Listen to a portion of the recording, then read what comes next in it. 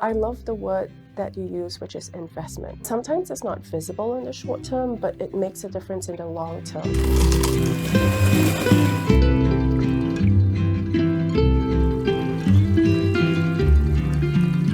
Hey friends, welcome to the Coffee Klatsch. This is a series where we get to talk to people that we find interesting to talk about insights and new ways of thinking and things that you can put to work in your organization. And so today I'm joined by Hari Khan. Welcome to the show. Hi Vince, thanks for having me. And Hari is from HYK Consulting, where she does urban planning. She does lecturing at Hope, and in her past has done research at a number of different universities, including Harvard School of Design. That's right, Vince. Mm-hmm. So welcome to the show. So the first thing we have to talk about Yes. is the mugs. Tell me about this beautiful piece that you brought on. This piece was one of the first mugs that I received really here when my family moved to the Holland area. And I was looking around at schools and decided to volunteer at Zeeland Christian in their Mandarin immersion program. And so this was a gift really from Zeeland Christian and one of their teachers there. It's beautiful. Today I'm drinking out of Braver Angels. I think we talked about this at our leadership. I love the idea of listening and kind of bringing two sides together, depolarization. This is an organization that does that. Yeah. Well, all right. So we have three topics we're going to talk about today. The first topic is intentional inclusivity in the context of community planning. Mm-hmm.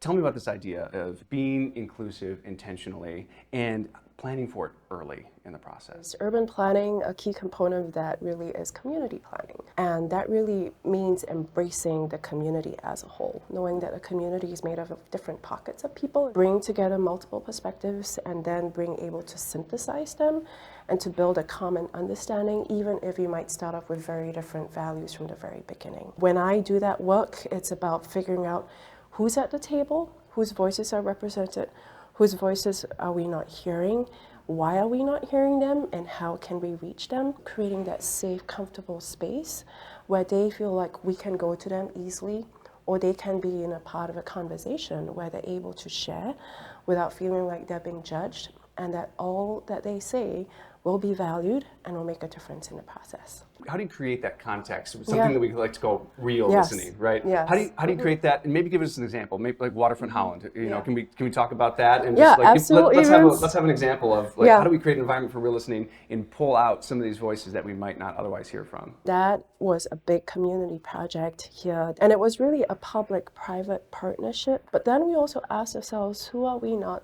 listening, or who has not come to these sessions? And so when we set up those different opportunities, we thought about how do we reach broadly? How can we reach people who feel like it's not convenient to come to these places, or they don't feel like they want to step into City Hall? And so then we went out to them. Community Action House, for instance, was really wonderful in inviting us to participate in one of their weekly food give-out sessions. So there we were standing in line, just talking to individual people. Then they've had the opportunity to express that it is key to them and why public access is important, because that's why they go for their respite, and it makes a difference to their mental well-being.